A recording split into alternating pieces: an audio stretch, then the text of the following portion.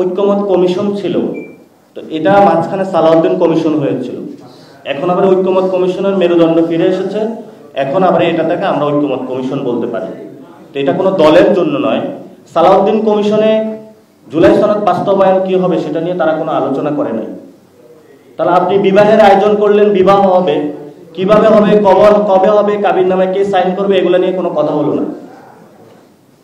এই জন্য আমরা বলি সালাউদ্দিন কমিশন থেকে ঐক্যমত কমিশন তার মেরুদণ্ড খুঁজে পেয়েছে, এই জন্য আমরা ঐক্যমত কমিশনকে ধন্যবাদ জানাই।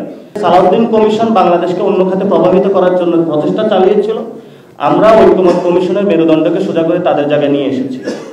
আমরা সরকারকে বলেছি যে আপনারা সালাউদ্দিনের কমিশনের মধ্য দিয়ে যান, তাহলে আহত শহীদ ফ্যামিলি যারা রয়েছে তাদের সাথে গাদ্দারি করা হবে। মানে রেফারিকে তো দায়িত্ব পালন করতে দিচ্ছে না, ছিল ঐক্যমত কমিশন, বানিয়ে দিচ্ছে সালাউদ্দিন কমিশন। তা আমাদের দায়িত্ব তো হলো রেফারিকে মানে তার দায়িত্ব পালন করতে দেওয়া।